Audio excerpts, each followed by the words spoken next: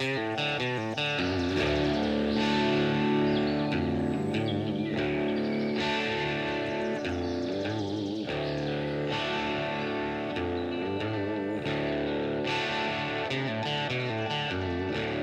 for tuning in. My name's Andre Servin, and you're listening to Off the Roost Podcast, brought to you by Off the Roost Custom Calls, turkey calls for the serious hunter. Join me and my co-host, Paul Murdahl, as we delve into the world of the wild turkey, covering everything from calling tips and tactics and hunting strategies to the latest equipment available, featuring interviews from special guests and custom call giveaways. We'll do our best to keep you up to date on this obsession we call turkey hunting. We appreciate you joining us. Now let's get on with the show. Hey there, folks. Welcome back. You're listening to the Off the Roost podcast, and this is episode 7. I'm here hanging out with my buddy Paul, and we're going to cover a pretty cool episode that we got going on. This one was recorded a little bit earlier. We've been kind of sitting on it, and I've been kind of itching to get it out. And so we're going to go ahead and kind of put it out now because I feel like it's a good time for it. But before we get into that, Paul, how are you doing? I am doing wonderful. The weather's cool for the middle of the winter. Oh, yeah. It's kind of got me a little stressing out a little bit because they got me back to work for a little Mississippi, man. I know they might be intruding in on my startup time, might be intruding in on possible Mississippi plans. Oh, I know. And you know what, though? So it is kind of cool that the weather has been so warm for a Minnesota winter.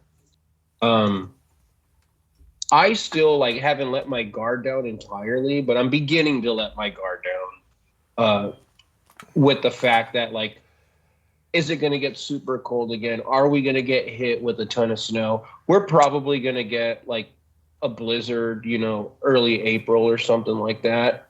But hey, if we don't, man, that'll be great. What I do want to mention with this temps is I imagine that's got to be doing pretty good for the turkeys up here in Minnesota and Wisconsin, right? I would think they're doing real well. Oh, yeah. They're going to do come opener. There's going to be some fat turkeys, man, because they've been chowing down They're going to be whole heavy time. I think they'll be running heavy everywhere this year. I think throughout the state, throughout the country, I would think. Yeah, for sure. And I know. What's the term? Is it holdover? Is that the term? Yeah. Recruitment? I don't know. The term used for the ones that make it through the winter. Yeah, holdover. Yeah. Holdover. Yeah. I think the holdover is going to be pretty good, man. Right. Some of these, some of the Polts, the Jakes and Jennies that maybe things would have been a little rough. I think they're going to be all right, Right. The big question, I think, is whether or not, with some of these mass failures in certain areas, are they going to be able to find enough high energy, high carb foods where they can store enough fat up to get them through the spring? Well, I imagine in places like the upper Midwest with all the agriculture we got, they might be all right, no? Right. Up by the cabin or in some of the bigger national forest areas that I hunt, I think a lot of it is dependent on the acorn crop. Yeah. That, or they know wherever there is one agricultural field and they're all just going to go right over there. But I've seen that too. Did they pound it out and eat them out of food then? Every turkey in the counties there. I could see that, man. And I think the saving grace for the turkeys would be some of the farmers that'll leave some rows of corn up for deer, and then maybe they knock some of that down. Right. But shoot, man, I mean, turkeys are pretty darn resilient, and I feel like they could go for a while before they have to eat, no? Well, I mean, they'll be able to find food. It's just whether, is it going to be food that's just sustaining them, or is it going to be food where they are able to put on that layer of fat, Because, I mean, yep. You start getting into spring breeding or whatever, the gobblers are starting to worry about breeding, and they're not eating so much, so they got to have a good reserve. And then the hens, Yep. they got to have their reserve, because once they start, well, they got to have the good reserve, because they got to start concentrating on getting protein so they can make their eggs and lay their eggs. And then while they're on their eggs, they got to have fat reserves that's going to keep them there incubating and stuff like that. And then when the poults hatch, they Yep. got to have enough energy left over where they're not worried about feeding so much, and they're keeping an eye out for predators and stuff like that. So, Well, I don't want to give too much away, but you know where I like to spend my spring in the Minnesota, and compared to based off what we're discussing, I think that area is going to do pretty darn good this year, man. Because with all the accessible food options in either, you know, the hardwoods or even the diverse landscape there and agricultural fields, man. I mean, dude. But this area in particular in Minnesota has always been, for all game, just kind of a good, diverse area, habitat-wise, you know? Right. Yep. And you know, when you start getting into the egg areas, as far as winter foods, I'm not sure if they're dependent on the acorn crop so much, you know, because a lot of times around here it's going to be buried under snow. I think they'd be more willing to go out into the cornfield where the field's going to be windswept and there's not going to be as much snow over the top. I think it'll be easier digging for them and stuff like that. So. Yep, for sure. Or they find that one spot that the sun's been hitting, and you know maybe it's melted away a little bit, right? And they'll just tear that part up. You know. Cool. Sounds good. So I guess you got a little treat for us, right? Well, I got a treat, but we were supposed to have a cutoff going on here right now. All right. From what I understand, you're chickening out again. Is that what's going on here? Something like that. But I do got some news for you. You got some news for me. Oh yeah. So, you know, I got back in the gobbler shop whenever I could find the chance to get in there, but I was able to get back in there. I started experimenting with some calls. And man, I got to tell you, I hit a combination that's like dynamite, dude. Right. As soon as I did it, I was like, "Oh, this is it." I'm sure you've seen Back to the Future, right? Sure. You know that scene where Marty McFly, Michael J. Fox, is playing the guitar at the end, and the guy calls his cousin. What was it? Chuck or something? Chuck Berry? Yeah, Chuck Berry or something. Or whatever. And he's all like, "Hey, Chuck, you know that new sound you've been looking for? Right. Well, listen to this." Okay, so it was that moment for me, but with the mouth calls, man. As soon as I did it, I was like, "This is the sound I've been looking for, man." So it's good. I've been cutting on it, and it's good. And this one isn't even like a batwing, which is my preferred call. This one's like another experimental cut, but it actually worked out. It's a kind of like similar to a combo cut, but so I will be good to go for our next little go around. I will be ready to go at this point in time over in my studio where I'm at. Wave to the people walking by. Oh, for sure. I got kind of a shop full of people here, so they're going to be like, "What the heck is that?" Right. If it was a little bit later in the day, you know, they kind of leave this place, but it's pretty packed right now. We're going to give you another reprieve then until next week. All right. I'm glad that you sympathize with my issue. That's 2 weeks in a row now. It is. And week one was I just didn't have a good call. And week two was I just can't be yakking away on a call at the moment. But For week 3, I will make sure I will get everything set up so that I can do that. All right. So, and what I will do as a backup, I will get some recorded audio. If I find myself in this situation again, I will just give you my recorded audio. I'll make a video. Well, you're asking me to put a lot of trust in you then. Well, that's why I would make a video to have that evidence. All right. It won't be the hen at the park down the street or anything like that. All right. Let's get into this call giveaway, huh? All right. So what we got 2 box calls here that I've made up, and I'm thinking they're sounding pretty good. I'm pretty happy with them, actually. And that's right. I don't have anybody that I know that uses box calls. I gave one to Andre, and he's probably played it maybe twice, probably. Well, I sent it back to you. Well, I got it back now because I want to do a little touch up on it. It was kind of rushed out. I wanted to get it to you before your trip to Wyoming, so I kind of rushed it out to you. But you are correct. Just me not being much of a box call guy. I suck on those things, man. You know, it's like the box call is deceitfully easy, and what I mean by that is anybody could just turn the lid on that thing and get a sound out of it, get some yelps. But to get good on the box call, it takes practice. That's not so. It takes practice. It takes practice to get the stroke down. Yep.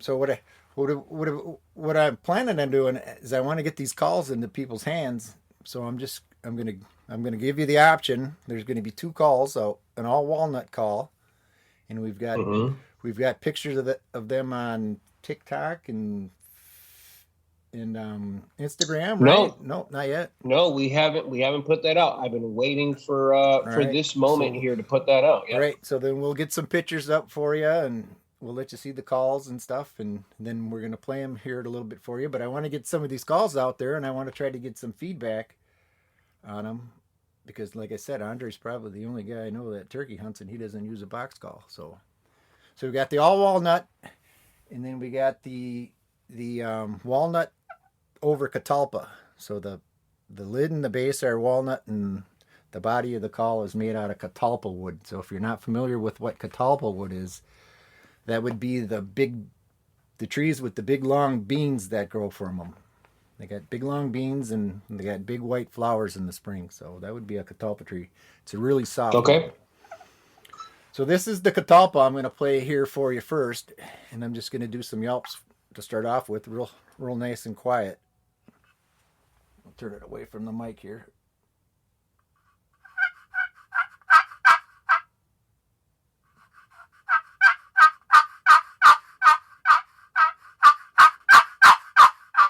I guess that's not so quiet, but so you get some decent yelps out of it.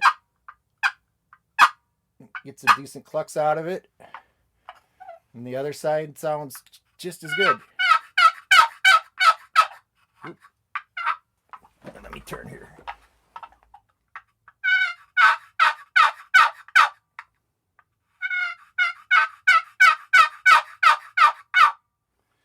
Then we got some purrs.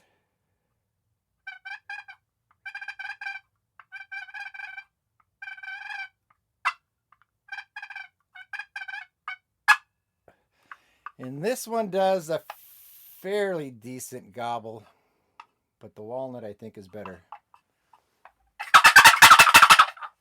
Got my elbow hitting my chair.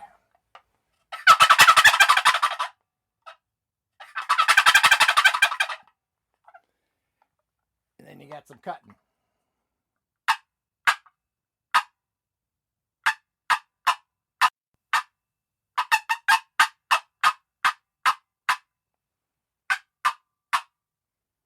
How's that sound on your end? Sounds great, man. They sound real nice. Good. All right, so then we got the walnut here. And the catalpa, it seems to run a little bit higher. It's got a lot of rasp in it, and the rasp seems to be in the higher end, the higher range. And then the walnut seems to be a little mellower. It's sharp and crisp, but the rasp is in the lower, deeper notes.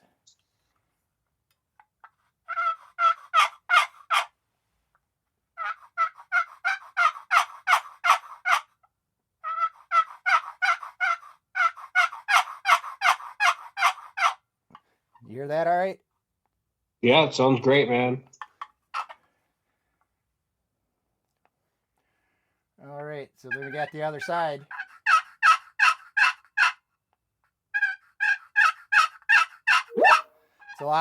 It's a little bit higher than the right side. The left side's a little bit higher. I tuned it a little bit that way. That's what I'm hearing. Wanted the old hen, young hen kind of deal. This one will hear, Okay. and actually both will give you a pretty decent Jake gobbler yelp. That's the walnut, and here's a gobbler yelp on the catalpa.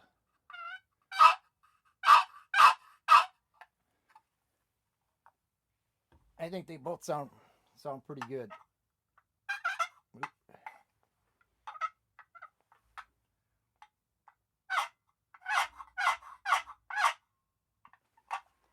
And then we got some purring on the all walnut.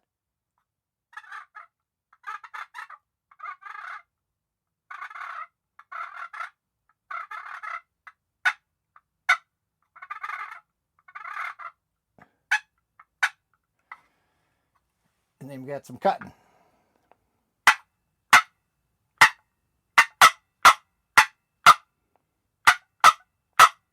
And if you notice the walnut, the cuts pop a little bit more. Pop, pop, pop. Yep. Where the catalpa, Yep. the catalpa's a little scratchier. It's got a little more rasp in it. And then the gobble on the walnut.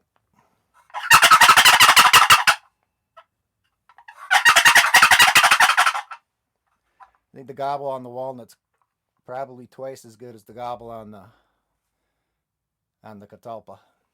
Yep. Right. You know, walnut's actually my preferred wood when it comes to a striker. Sure. You know, sometimes when you get a striker, it'll come with I think hickory and walnut.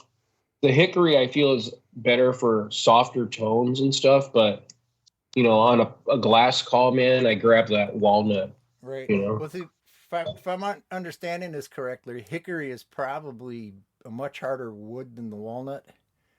Okay. So it's not grabbing the call as much as the walnut would. Yeah, the walnut maybe has a slight flex to it that allows for that friction. A little flex, but I think maybe the tip is probably softer, so it's able to grab the grooves in whatever pot call you're using. Yeah. Yeah. So I mean, I bet, and I don't know anything about this stuff, but would a hickory box call just not be good? Well, what you do, I think, is they'd use, like a hickory for the base and the lid, and then they'd use a softer wood on the body. Like a walnut? The all walnut that I'm using here, generally, guys, from what I hear, they say it's probably one of the more difficult calls to tune, just because of the fact is the wood is the same density. So yes. They don't want to grab each other as readily. So it's a little more difficult to tune and get a decent sound at. And I mean, and when you look at the rails, the sound rails or the soundboards on both these calls, the catalpa is probably running about twice as thick as the walnut, because that's how much more the paddle grabs and starts the vibration off a lot sooner than. I got to get it so thin to allow the wood to vibrate when I'm running the wood. So now if I had a softer lid, if I had a catalpa wood on this, the rails might be a little thicker. I don't know. I haven't tried that yet, just because of the fact that the catalpa will be. You either got to go with soft lid or hard lid and soft body, or soft lid and hard body is generally what they do. Okay. I mean, that makes sense.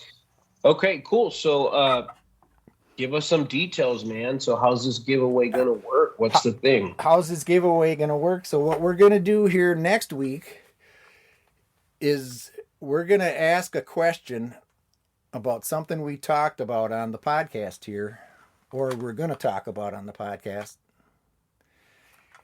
in order to enter into the contest, you just have to email us the answer to the question. And that email is offtheroostpodcast@gmail.com. Right. So next week we're going to ask a question about something pertaining that we covered on the podcast. And then if you want to enter the contest, you'll have to listen to the podcast, if you haven't already, all the podcasts, and figure out the answer to the question. And just email us the answer to the question, and you'll be entered into the drawing. And then when we get your entry, your correct entry, we'll send a number back starting 1, 2, 3. And then on the March 6th, we'll announce the winner. And what we'll do is we'll do a Google number generator with all the entries that we have. And the entry, that number that matches the Google number generator, will be the winner. And then they'll have the chance or the choice to pick between one of the two calls. They can either have the walnut or the catalpa. And one thing I want to mention again for those listening is, like, these are some handmade calls. These are some custom one-off handmade calls. They're not. It's not a mass production thing. These are all box calls that taken Paul some time to make these calls. So, like I said, they're nice. This catalpa call I've been working on since actually last year, and I finally got it. I've been taking my time because I didn't want to wreck it. It had a good sound, so I just been taking little bits at a time here and there, and I finally got it to a good spot where I'm happy with it. So. And if anybody hears any sort of shuffling around, I had to plug my phone in because it was going to die, and I didn't want it to die while we're recording. No problem. Cool. Sounds good. So I guess now let's go ahead and I think do a little intro. That covers everything as far as the giveaway, I would think. Yeah. So we have on another Pennsylvania guy, right? Something about PA, man. We're going to have Chad Claycomb on this episode. It's a great episode. Super happy to have Chad on. And, this, I would say, for the most part, is kind of in general kind of turkey conversation. I don't think there's really any sort of anything in particular, any certain topic. This is us just kind of hanging out with Chad and talking about turkeys. Right. I think about the only thing we really get into, topic specific would be, I think we get into the calling a little bit and then how he generally sets up, I think. We get into that. Yep. We did dive into a little bit of a setup discussion with Chad, and a little bit kind of, from what you guys see in the videos, kind of asking him some questions about, his routine, like we asked him about, roosting birds, because most of the time you kind of see him out there first thing in the morning trying to locate a bird, so we just kind of kept it kind of general, but it's been great. And you know what? He's been putting out some pretty good Western videos as of now from the previous spring. He's been uploading some awesome Western hunts. If you guys haven't seen them and you're interested, I would definitely YouTube Claycomb Outdoors. Right. And I got to say this, actually the first video that I've ever watched of somebody turkey hunting would have been Chad's videos getting ready for this interview we did with him. And I liked his videos. They were good. I even found myself on a couple of occasions trying to coach him through my screen. No, don't call now. Don't call now. Call now. Stuff like that. Yeah. So he had an experience with a young lady. They had some jakes and a gobbler around him, and it was pretty intense. And I was trying to coach him through the screen. His videos are like very high quality, and especially when you consider that this is all self-filming. He doesn't have a crew. This is him carrying around a camera, the mics, and all that. The production on these videos is very well done. Right. So and cool, man. So like he's saying, he shows it all. It's not. He does. Here I got this gobbler and cuts out half a day of footage or whatever just to get the kill. He shows it all. 100%, and that's one of the reasons why I like Chad's videos. Is I feel like it's like just real deal turkey hunting, man. For like the most relatable to like the average guy that's getting out there. He's not, like you said, he's not editing 3, 4, 5 days worth of hunting into 20 minutes, putting that out, and all you're getting is a kill shot. If he goes out there and he got close, maybe he bumped a bird, that's what you're going to see that, and then maybe at the end of the week or whatever, once he finally gets that bird down, you're going to see that too. But yeah, man, just good stuff. Yep. So I guess with that said, man, you want to go ahead and dive in it? You got anything else you want to cover? I'm good. All right. So here we are, episode 7 with Chad Claycomb. Me and Paul, we're here with Chad Claycomb from Claycomb Outdoors. I'm sure most of you know about him or have seen his YouTube channel. If you haven't, that's Claycomb Outdoors, correct? Yes, sir. Awesome. Chad's an awesome dude. His videos are real great. It's really authentic turkey hunting. He not only has his YouTube channel, he does also have some DVDs, and that's on your website, correct? They're still available?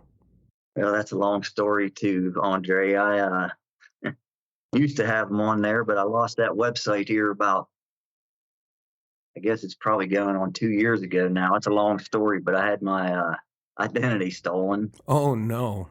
And anyways, yeah, I lost the website. And to be honest, I don't know if I'm going to get it back on there now. They tried talking me into buying a different domain name, but I just wasn't having it. I was so ticked off that I just said to heck with it, because I'm not really selling too many DVDs anymore. I'm posting everything on YouTube now. So yes, I really don't know that it's worth all the headache, to be honest. Yeah. Well, I binged watched your videos here for the last week, so. Well, I appreciate it. I hope you like it. I'm not much of a watching people hunt online, but I figured since you were going to be gracious enough to come on and be a guest, I better enlighten myself a little bit about what you're about. Well, I appreciate it. I give it a thumbs up too. Well, thank you. So are videos, the DVDs, is that still an option? Can somebody like message you for that, or you're not making those anymore? If anybody would be interested in one, they could just DM me or get a hold of me on Facebook or something, and I could get them out what they want. Cool. Yeah, I'm a big fan of them, man. So I got a routine that I do every winter gearing up for turkey season. And it pretty much starts with watching all the turkey stuff that I have, and the Fired Up series is included in it. It's fantastic, man, because there's sections of hen talk, flock talk, all of that stuff. And it's like all high quality video and great hunting. So, I mean, I definitely recommend people to go ahead and check it out. The YouTube videos, all of that stuff is awesome. It's all super accessible. But in my opinion, I feel like the DVDs are kind of some hidden gems. So I'm going to plug... That means a lot to me, because I put a lot of time into those things. And that was back in the day when I was still doing those.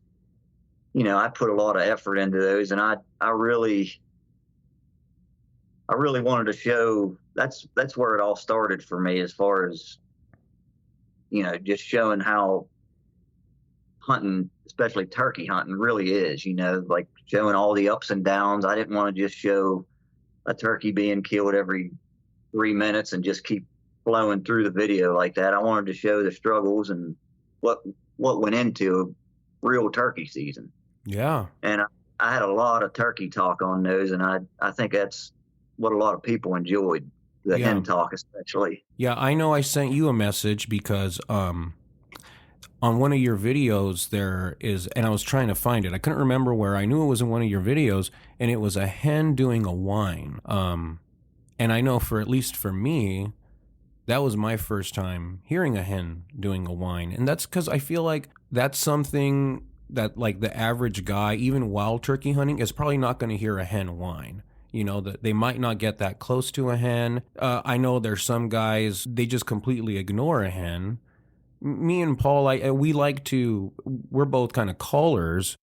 We do like to kind of maybe get back and forth with a hen a little bit and just hear that audio. But I'll do it because I'm hoping to drag a gobbler in with her. Yeah. And I've had that happen myself too, where I get into it with a hen and then I've had a tom fire off that was completely not talking. But now he's talking because I've got into it with that hen. But yeah, I'm a big fan of those videos, man. Lots of good stuff in those. I appreciate it. Well, Chad, why don't you go ahead and tell us a little bit, where you're from and some of the states that you like hunting. Okay, well, I'm from Southwest Pennsylvania, which I guess you would consider the Allegheny Plateau of the Appalachian Mountains. I grew up here all my life and just enjoy hunting the mountains, and it wasn't always that way. I mean, I cut my teeth, started out hunting public land up in the mountains, but then I guess once I was old enough, I got a driver's license and kind of got out on my own a little bit more. I started knocking on doors and hunting some private, but here in the last maybe 10 years, I've kind of come full circle and kind of went back to my roots, I guess you could say, and pretty much hunt exclusively in the mountains now, and I just absolutely love it. Yeah, I mean, so you've made the change from public to private, back to public again. Yeah. Can you take any comparisons between hunting gobblers on the private land and compare it to what you're going through on public land? Well, I would just say it's you got to put a lot more work and effort into finding the birds first off, before you even start hunting them. I'd say that's the biggest difference between the two. I mean, once you get into birds, though, it's for the most part, it's turkeys are turkeys. Turkeys are turkeys, right? Right. You got to deal with a lot more issues with, other hunters on public land, but for the most part, the birds, I would say, they're turkeys. Are you doing stuff to distance yourself from, say, the crowd? Most of the time I do. I try to get away from roads as much as I can and get away from people that way. But, that's not always the case. I mean, I found myself the last few years, especially finding more turkeys closer to the road and just being more efficient that way. But it's just a blast hunting up in the mountains because, there's just so much room to roam, and I just love the adventure of it and the challenge of getting out there. And like I said, it's like a needle in a haystack trying to find them sometimes. And that challenge is what, excites me a lot about it. Yeah, for sure. So you hunt Pennsylvania, and then what are the other states I've noticed you kind of have a little bit of a loop that you do? Yeah, normally every year I try to hit PA, Ohio, and West Virginia. And, depending on whether I have time off of work or not, I may take a trip or two. But yeah, I normally, unfortunately, I got to be at work every night, so I got to stay fairly close to home. But I can hunt every day if, as long as I don't have anything going on, I can get out and chase turkeys just about every day. So I just try to get out as much as I can here close to home. And PA, Ohio, and West Virginia. And all those states, I think they have like a 1 p.m. cutoff, right? Or 12:30? PA is 12 o'clock the first half of the season. I think Ohio is the same way now. Same Ohio and West Virginia. I think you can shoot up until 1 o'clock in both of those states. But PA is 12 o'clock cutoff. Mm-hmm. In the last 2 weeks of the season, it's all day. Okay. And that's just for PA, right? Trying to remember now. PA, West Virginia, to be honest, I don't even remember because I can hardly ever do that because For sure. I just checked in through the regulations in PA, and you're right. It's the last half of the season they'll let you. It's either the last 2 weeks or the last half of the season they'll let you. Well, 2 weeks would probably be the half of the season, anyways, wouldn't it? yeah, it's the last 2 weeks. So the last 2 weeks they'll let you go all day. Trying to remember if West Virginia is that way or not. The only reason I can't remember is, like I said, I just never get a chance to do it. And I think it might be because we had a guest on from West Virginia, maybe about a month ago, and that sounds pretty familiar. It sounds somewhat similar to PA, where there is, I think, for the first 2 weeks, a time constraint, and then after that, towards the end of the season, they kind of open it up, I think. yeah, West Virginia and Ohio may be like that. I just can't remember for sure. It's been a while. Yeah. We're kind of going down this road. You say you start work at like 8, and then you work till early in the morning. And I seem to notice, I think I watched all of last season or most of last season, and then a couple videos from years past. And it doesn't seem that you're getting in on birds that you roosted the night before.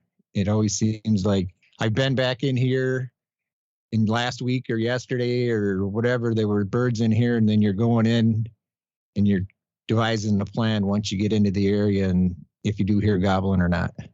I would roost birds more often if I could. I just don't get the chance to do it because I have to be at work. So I usually try to hunt until 12 o'clock or whatever the cutoff is and get back home and try to get a few hours of sleep before I head into work. So I don't hardly ever roost turkeys anymore unless I'm on a little tear where I have a few days off work. That's the only time I really get a chance to roost birds. Roosting is fun, and it's kind of, I would argue, it's kind of one of my main tactics. But there is something really fun and enjoyable about kind of just showing up to a spot and just listening in the morning and seeing where you hear one and heading off in that direction. That could be pretty fun and exciting. And I've had some success for sure, just kind of doing it that way. And I think that could be a pretty exciting way sometimes, because the thing with, like, at least how I feel with roosting, it's almost like putting all your eggs in one basket. You roost a bird, you get back to the truck a little bit later than you normally would. You're not going to get as much sleep, and then you wake up even earlier to sneak in there, and then it still might not work out, so. Yeah, but it definitely, it puts the odds in your favor to start out in the morning. You know where you're going to start out, and you're going to be in birds for the most part if you get them roosted. For sure. So it definitely puts the odds in your favor for sure. Mm-hmm. I just don't get a chance to do it much because of work. So now when you're getting into the areas that you think you've heard birds in the past or whatever, and I noticed through your videos that, birds start gobbling, and most people, when they start hearing that, they're gone and they're running like a flash. That's me. To get as close as they can. But it seems you guys lay back a little bit and just kind of feel the situation out. And it seems like sometimes I've watched where you've laid back quite a bit, trying to come up with what process are you going through? When you do decide you're going to go with, are you trying to find the closest bird? Are you listening, for a bird off the side like a satellite?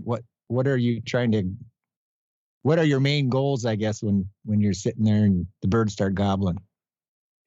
Yeah, I try to slow myself down in those situations. I mean, if I'm not right up on them, if they're off a little ways, I try to kind of assess the situation and read the turkey and have him at least give me an idea what his situation is, whether he's got hens with him or, if he's gobbling pretty much, you can kind of guess that maybe he's by himself, and, you just kind of got to read that situation and then move in. And sometimes I'll even hold back and let them fly down and, try to get an idea of where they're headed if he's got hens with him, and try to maybe get out in front of them. So it's kind of a fine line there, whether to storm in there and get on him before he pitches down or hang back and read the situation and kind of figure things out, and put yourself in a better position. Sometimes I think it might hurt you to run in there and get tight to them, because it seems like a lot of times when I do that, as soon as I get set up, and start calling to the bird, he flies down and maybe he's got hens with him and, they're heading the opposite direction. Then you have to kind of wait till they get out of there and give them time so you don't spook them. And then, whether you're going to follow them or maybe try to swing around and loop out in front of them. I kind of take the same approach that you do. When I was younger, I'd be racing in, trying to get as close as I can. And I found, a lot of times I was spooking birds on the way to the one that was gobbling, and generally by the time I get to them, they're on the ground anyways. And I'm probably not in the best position in the world. So I try to lay back a little bit now. Seems to work a little better for me. Yeah, that's probably the hardest part to learn about turkey hunting for anybody. I know, especially for me, it was in my early years, just being patient, and that goes for, just everything in general that deals with turkey hunting. Patience it's tough. Yeah, let's talk a little bit about patience, man. Because you're right. I think that's something that doesn't get talked about enough, is patience with turkey hunting, and then breaking down what that patience looks like. I know for me, kind of being kind of the whole little shtick of this podcast is I'm the younger, greener turkey hunter, and Paul's been hunting turkeys about as long as I've been alive.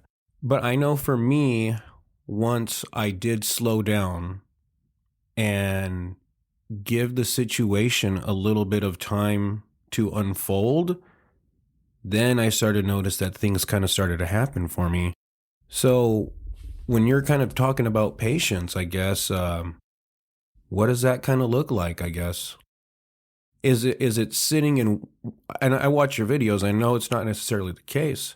I'm going to chime in real quick here. I mean, the patience gets brought up a lot, and I think a lot of newer, inexperienced turkey hunters, they hear the word patience and they think that means go sit by a tree and sit there for 4 hours and call once every 30 minutes or whatever.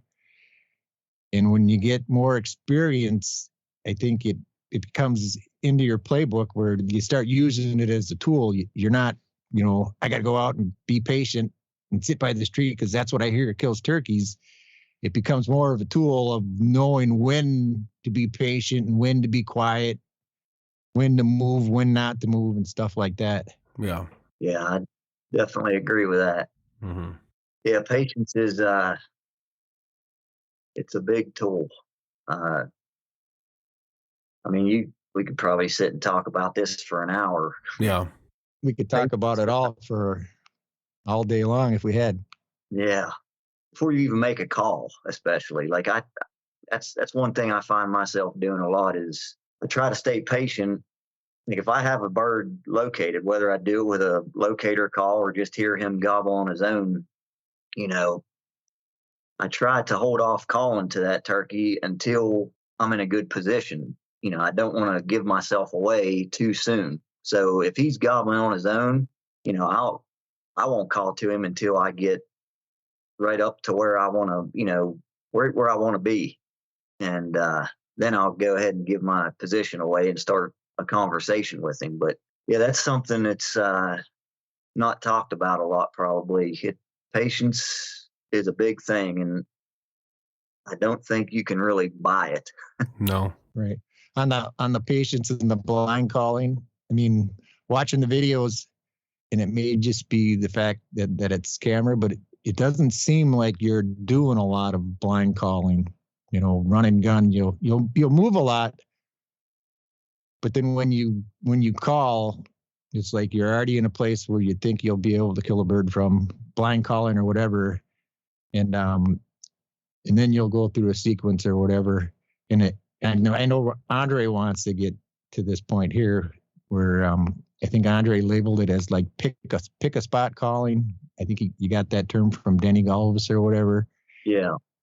It seems like you'll use that a lot, where you'll leave all your gear back. I don't even see you carrying a gun, and you'll walk 25 yards, 30 yards away, and then you'll do a sequence, and then you get a couple of responses, and then you quick come back to where all your stuff is. Could you go through that a little bit, why you're doing it? And yeah, like I said, that's something I picked up a long time ago from just watching Denny Galvis's videos, and he was a big influence on me coming up as a turkey hunter. I looked up to him probably more than anybody out there. But it's something that he came up with just from dealing with turkeys with a camera.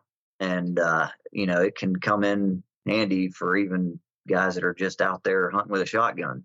The thing about it is here we go again, the word patience. You have to have patience to let it all work out. But in a nutshell, let's say you have a bird gobbling, whether you located him, like I said, with a crow call or a turkey call or whatever, whether he gobbles on his own, you know where there's a turkey at, and you move in on him. Let's say you didn't call to him yet. You move in on him, he's gobbling on his own. It allows you to get to a position where you think this would be a good setup where you could call him in, because that's a big part of calling a turkey in, is that setup. That's probably the biggest factor in all this. But let's say you pick a spot where you want him to show up.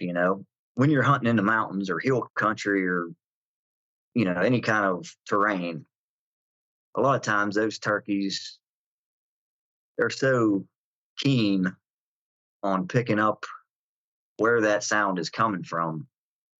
And it's like, most of the time, in my experience, they will come straight to that calling with that sound, right where that sound is coming from. And they can pinpoint that to within feet, I swear. But anyways, you can take advantage of that by using this pick a spot calling, which Denny calls it, by picking the spot where you think they're going to show up. So you can go out there where you want him to show up, stand there and call to him. And, you still kind of got to read the situation, see how he's responding, and,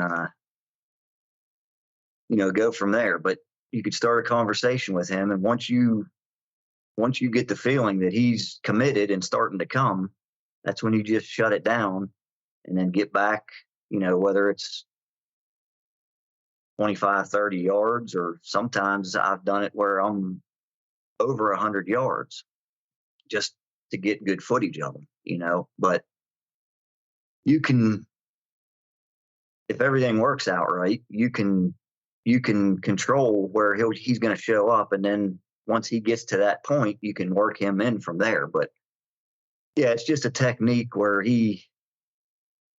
Denny came up with this, working with a camera and trying to control where that turkey's going to show up and lead that turkey into you and kind of take advantage of their ability to pinpoint the sound of that call.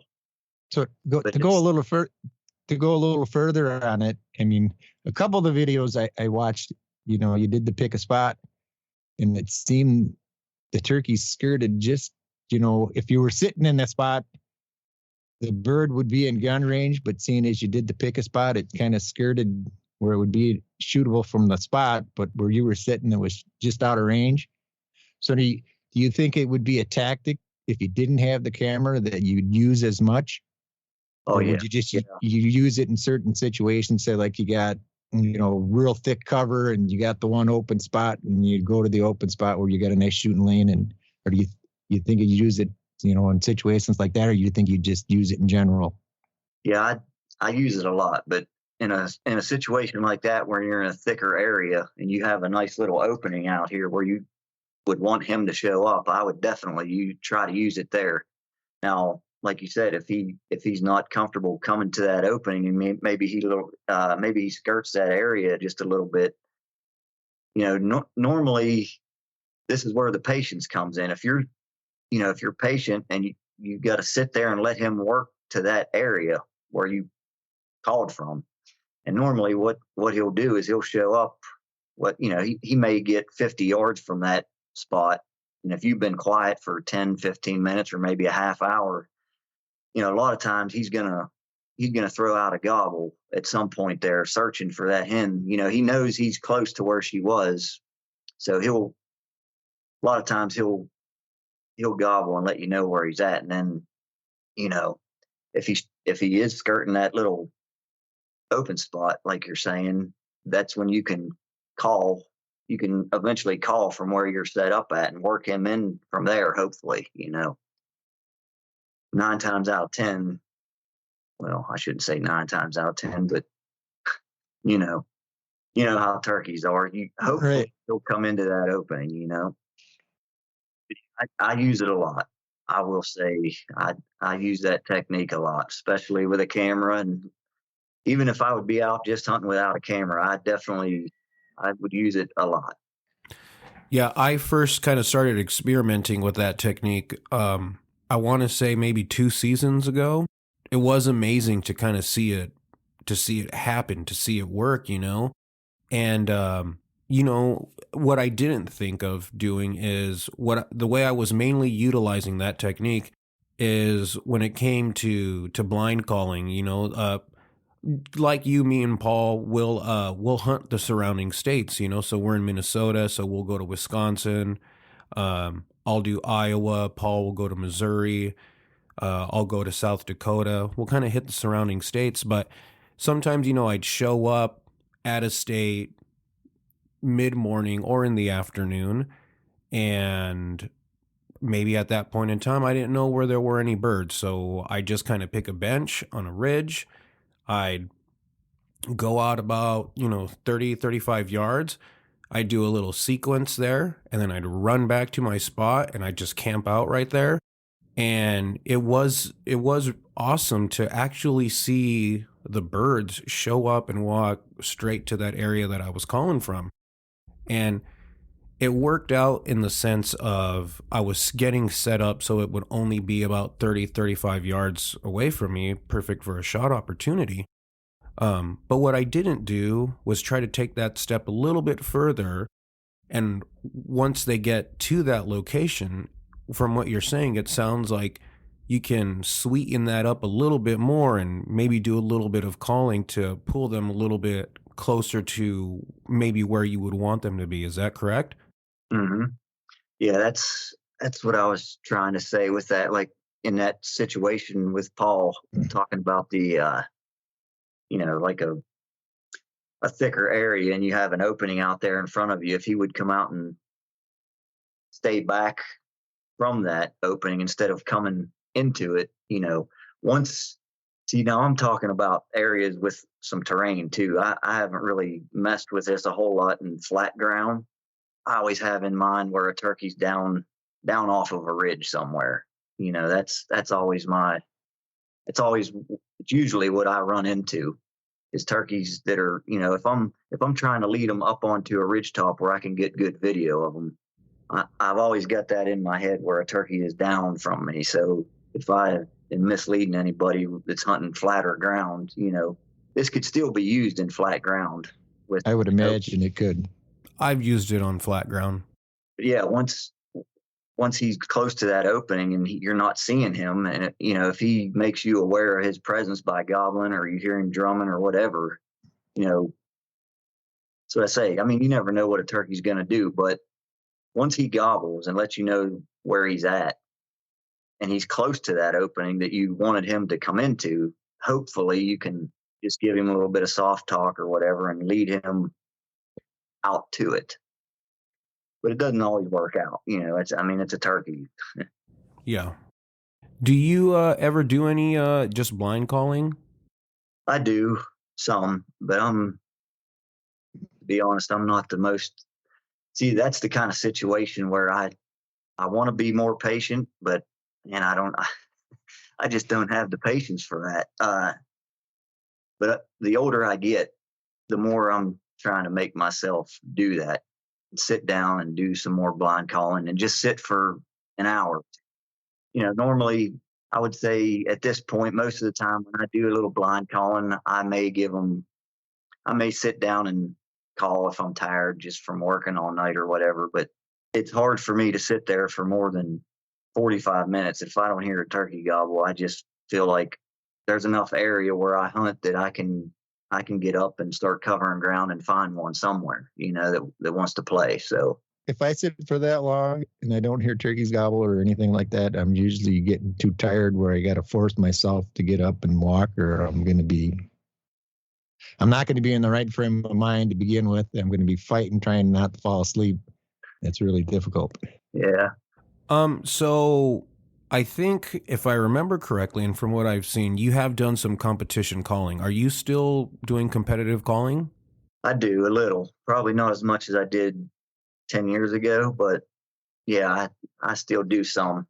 I will say this editing, everything with these videos takes up a lot of my time, and I don't put as much into it as I did back then, but I do it some. I was actually this past year, that was the first time I went to Grand Nationals since I think 2018. So I started putting these videos on YouTube in 2000 with the 2018 turkey season. So it's taken a lot of my time, but yeah, I still do it some. Yeah, I saw that on your channel. It was 2018. You were over at Grand Nationals. How does that feel, man? Just kind of being on that stage and like competing with like the best there is, man. How does that feel? Is it intimidating? I imagine it is. It is. It's nerve-wracking. I mean, I've done it for a long time, but I still get pretty nervous. But it is. It's an honor just to be on stage with some of those guys. I mean, some of those guys live for that. I mean, they literally practice for hours each day, and they put a lot into it, and it's a special place up on that stage. I will say that, just to be there. Yeah, it's on my list to head out to that convention at some point in time. It's a little bit hard kind of to manage that because I kind of try to save my time off for turkey season. But I know that's just a few days, and maybe if not this year, maybe next year I'll be able to swing that. Do you make your own calls? I know you're predominantly a mouth call guy. I was curious if you make your own, or is there a certain person that you like to use their calls? Yeah, I do. I've been building my own calls probably since the early 90s. But I'll be honest with you, here the last 4 or 5 years, I haven't done much of it. Yeah. Then again, it goes back to this time thing. I don't have a whole lot of time to build calls, but at the same time, I've spent enough time around turkeys. I don't know if you've seen on the channel, but I'd like to go in there and get underneath turkeys when they're roosted, and get as tight as I can and just record them talking. Just being able to spend time with birds like that and hear them talking. I've learned a lot over the last 15 years doing that. And I'll be honest, the calls that I've built, I just don't like. They don't sound. How can I say this? I mean, don't get me wrong. I've done good in calling contests using my own calls. I've won a lot of contests and placed and done all that. But the last 5 years or so, I've been running Denny Galvis's calls, and I will say that I have never sounded more like a real turkey than I have running his calls. Right. I think what you were getting at was the standard diaphragms that most people use. They don't quite have the resonation that you hear in a regular turkey. Right. I'm a firm believer that as soon as you take a scissor and cut that top reed, I feel like the majority of us that are doing this, just to be honest, I feel like we're doing it the wrong way. I feel like as soon as you cut that reed, yeah, you're putting that, like Denny says, that tinny sound to it. It's a dead giveaway to me. When I hear a real turkey and I hear some of the best callers in the country, you just hear that top reed flapping, and that's one thing about Denny's calls that I like. And like I said, I've never felt like I sounded as real as I do with his calls. So you'd be making that comparison to like a standard Yelp then? Not so much the soft stuff with the clucks and the purrs. Mostly, yeah. Like especially when you get louder with your yelping, yeah, especially then you can really hear that reed flapping. Yeah, I have a few of Denny's calls. Those things are hard to use, man. I've tried and experimented with it. I was having a hard time with it, and I'm definitely open to giving it a shot, because I do hear that sound is so authentic. And I think a little bit going back to what you were saying about the cuts that we do on some of these diaphragm calls, I think a little bit of that is we've trained ourselves to try to replicate the human imitation versus trying to replicate the actual turkey. Because, like you were saying over at Grand Nationals, a guy will hear these guys and go, okay, so that's the good sound. That's what I have to replicate. That's what I have to try to go for. Versus like you were saying, listening to actual turkeys kind of doing it. And I know sometimes when you're getting out into the woods, it sounds like you'll just play audio of turkeys talking. And I think, is that to keep some of that stuff fresh in your mind? Oh yeah, for sure. I mean, I don't feel like you can listen to them enough. It's just like a song. You might hear a song that you like, and then 5 days later, you kind of forget how it goes. Yeah.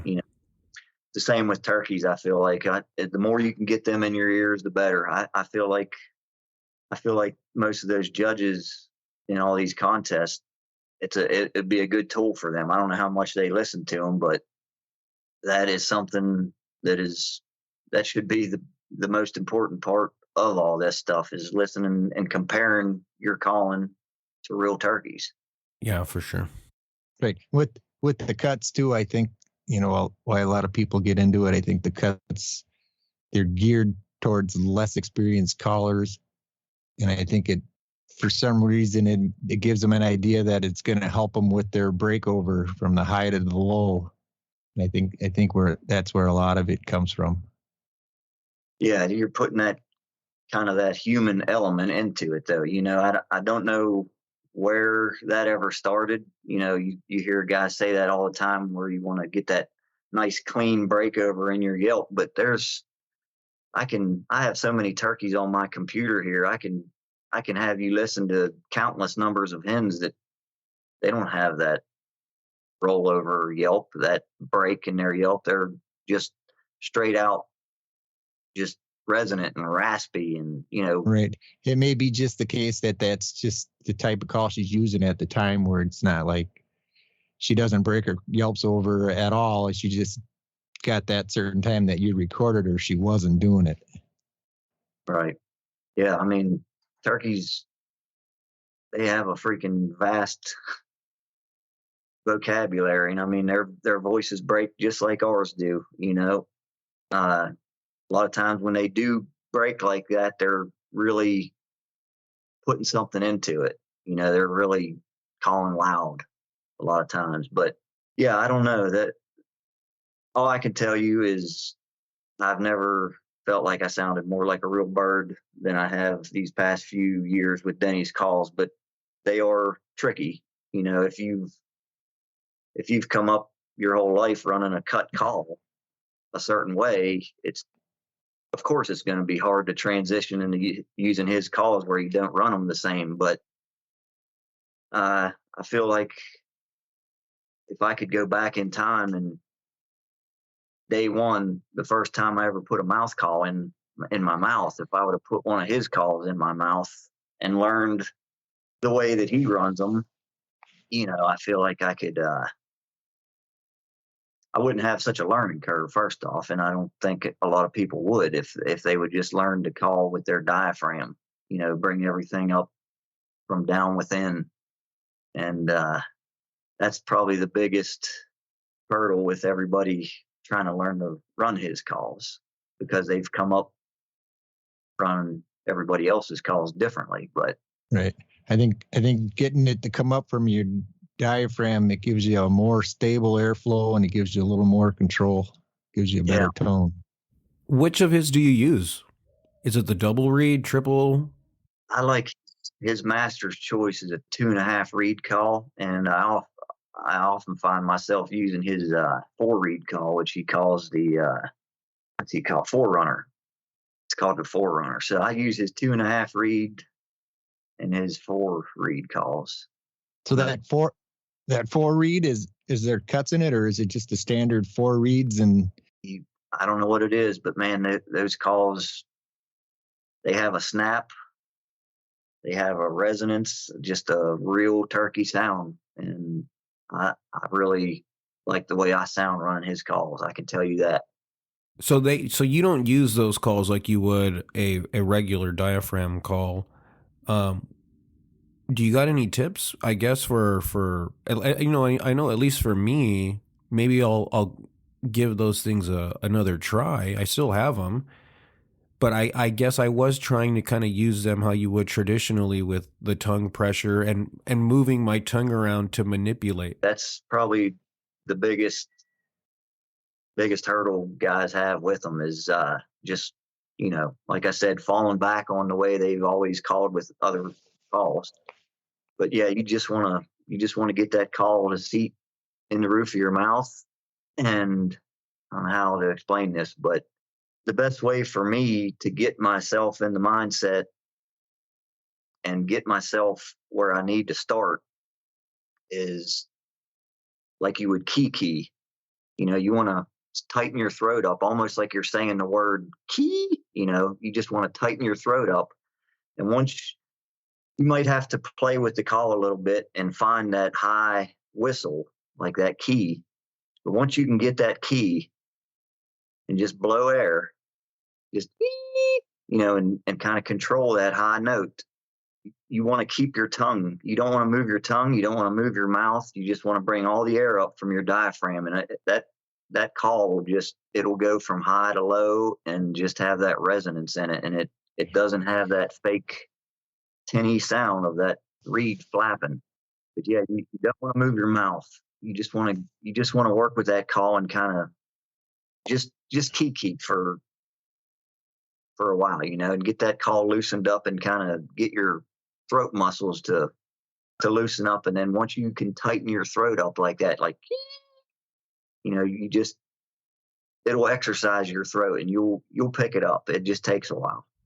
Yeah, for sure. I think that's a good tip, because that's something for me to work at, basically mess with that thing until I get that key sound. And then that lets me know it's like, okay, now you're kind of getting in the ballpark of how this thing works. And then I could just kind of adjust, from there. So that's good to know.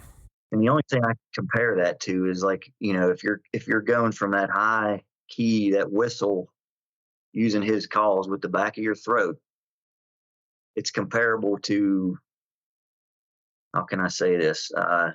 Once you tighten your throat up like that and you're whistling, all you have to do is loosen your throat up a little bit and not be so tight in the back of your throat, and it'll kind of get that mid-tone, it'll go like it will start to drop, and it's the only thing I could compare that to is when you are running your average cut call. That's when it's comparable to you opening your mouth, like dropping your jaw. But like I said, everything's done with your throat and not moving your mouth. You're changing the tone with air pressure and not tongue pressure. Right. That tongue is barely, you could talk to him, but I think he would say his tongue doesn't even move. I feel like that's the biggest issue with me. Like, I feel like I still want to move my tongue just a little bit. It's hard to control, but yeah, everything comes from your diaphragm in the back of your throat. And when you loosen your throat up just a little bit, that'll drop that. It'll go from high to low, and it just comes with a lot of practice, but I feel like I'm still, trying to pick it up. I'm practicing while we're sitting here.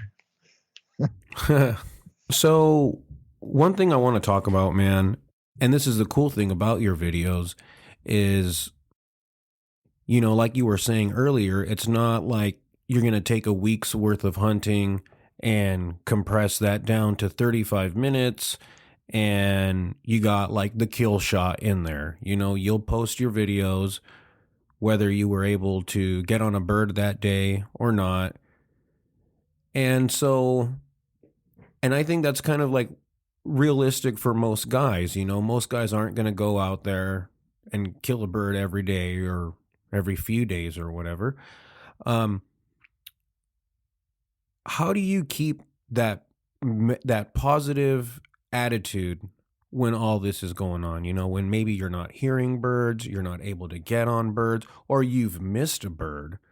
How do you kind of keep that positive attitude to just kind of keep on trucking along and not letting any of that stuff kind of mess with you? Yeah, that's a good question. I know it's hard to do, especially when you've gone days or sometimes a week without even hearing one, you know. That's a really good question. I don't know. I've just always been that type of person where I try to see the positive in everything, you know, and to me, it's like, I don't know, each step you take is one step closer to your goal or whatever you're trying to achieve, you know, whether it's in turkey hunting or life or whatever. But I don't know. I've just always been that kind of person where I'm trying to see the positive in everything and try to keep out all those negative thoughts. But like you said, it's sometimes hard to do. I think that real serious turkey hunters, I think it's a quality that we have we're ever the optimist. It's always going to be that next ridge or that next field or the next stop. There's always going to be, you know, one other place to go. I think we're always, you know, the guys that are really into it, we're always optimistic that way. Yeah, I don't know how to explain it. It's just something that's always been in me, and I've just kind of been driven to keep going, you know, and don't give up. That's all I can say is just, you know, just don't quit. I guess what I was getting at, I think it's a personality trait for guys that are really good. I think they just can't help themselves. It's who they are. Definitely doesn't hurt. Yeah, I know for me, man, when I fumble something real bad with the birds, that's when it kind of messes with me. You know, I know last year I arrived in Iowa, I got lazy, man, and there was a certain ridge I was going to get to. Instead of taking my time, being careful, I just kind of skirted a field edge and I busted a flock, man, like out of the field. And after that, man, I felt like such a fool, man. All these birds, they all saw me, you know, and I was like, well, that just ruined my opportunity right there. I texted Paul and I'm like, I'm going home, you know. I didn't go home, but man, I was like so like bummed out, man. And for me, I guess in this like early stage of me kind of doing it, I still do keep at it, but I feel like an idiot when I kind of do stuff like that because I know there's are good at making you feel like an idiot. I mean, I'd be the first to tell you that. But you just, you know, after doing it so long, you realize that if you just keep going, don't give up, you're going to find another one. You just got to keep after. Yeah. Right. Getting back to the calling and whatnot, you know, I noticed you seem to be a fairly aggressive caller. I mean, even with calls that, you know, people would think as being soft calls with your clucks and purrs, you seem to, you know, so when you pick a spot and you're 30 yards away from the camera, you're doing some clucks and purrs, and it seems like you're really getting into it and you're really putting them out there. And where most guys, you know, they figure a cluck and purr. Is that what I'm seeing, or is that just because of the fact that maybe you got a camera or a microphone on you, or are you actually calling? That microphone does pick up sounds really good at a distance, but I mean, I try to put a lot of feeling into my calling. Right. You just know? Looking at your body, it looks like you're getting into it pretty good. Well, that's another thing, you know, when you start running these calls from your diaphragm. I've had a lot of people tell me that even when I'm on stage calling, you can really tell that I'm bringing everything from way down low, you know, using my diaphragm. But I put a lot into my calling. I guess you are talking about you're talking about volume wise, or Right, the clucks and the purrs and whatever they seem to be a little aggressive, a little louder than. That's just probably my microphone picking up so well. I'll be the first to tell you I'm not the best cluck and purr guy on the stage. That's my hardest call. I've struggled to purr for years, and I do struggle with the volume on my purring, but I don't know if that's what you're talking about. Well, I mean, the reason I'm kind of getting into this, I mean, you had an episode where I was watching, what would it be, the turkey hunting in Appalachian, the 8-day grind. You were hunting with a young lady, and you had a bunch of jakes come in, and I think you had one longbeard with them, and she couldn't get a shot at it. But the jakes were constantly the cluck and the purr, boop, boop, pretty loud and pretty aggressive, and that's what it reminded me of, a couple times when I've had jakes come in on me like that. Yeah, those jakes, that was more a nervous, like a, what do you call it? I wouldn't call that a cluck and purr they were doing. I would call that like a putt purr. They were getting nervous and they knew something was up, They were looking and trying to figure out why they weren't seeing the hen. Right. They were nervous. They were about to get out of there. And I don't specifically remember how much calling I did right there, but I do kind of remember just trying to jump in there on top of them and kind of calm them down a little bit, because that longbeard was out in front of us, just out of range, and I was trying to get her lined up and get a shot at him without them boogering out of there, Yeah, for sure. Paul, you were going to say something? I guess the one question I got, seeing you say it, mountains are you, from the areas you hunt, is there a drastic elevation change, from some areas to hunt compared to, like 10,000 feet or 8,000, 5,000 feet, or is it all, pretty general? Yeah, I would say, we're the mountains around here are not quite as high as some of the stuff in other places, like in Virginia and places like that. I know there's places in Virginia and West Virginia that are probably 6,000-8,000 feet in elevation. We're on average around here, I would say we're probably only around 2,000, 2,500 feet. Right. But floor to ceiling, I say most of the places I hunt, it's a little rugged, but it's not like crazy rugged like some of the mountains in Virginia and West Virginia. I'd say floor to ceiling on average is probably, you might be climbing 400 to 500 feet in most situations. But there are places that I'll go that, depending on where I access it from, there's places I could park in the bottom and go clear to the top, and it's, 1,000, 1,200 feet plus. Right. I guess the reason I'm asking is as far as that, not for like a single day hunt, it would be like through the season.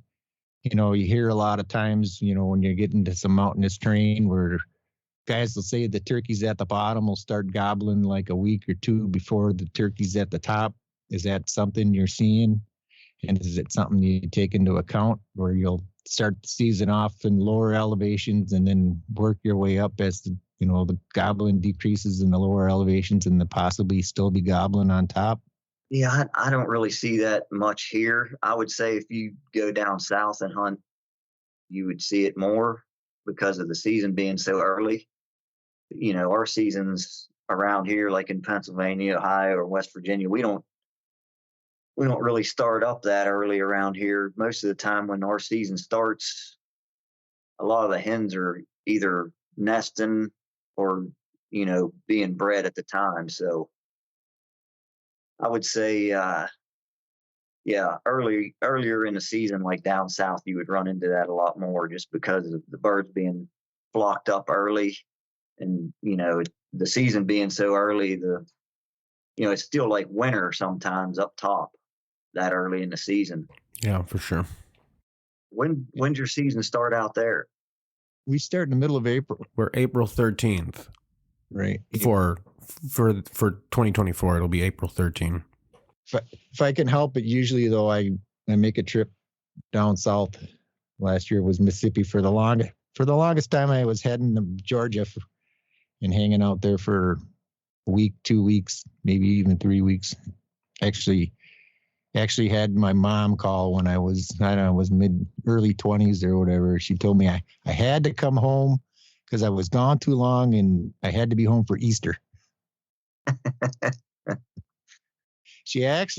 I got back from hunting one day and there was a note on my tent saying, your mom's looking for you.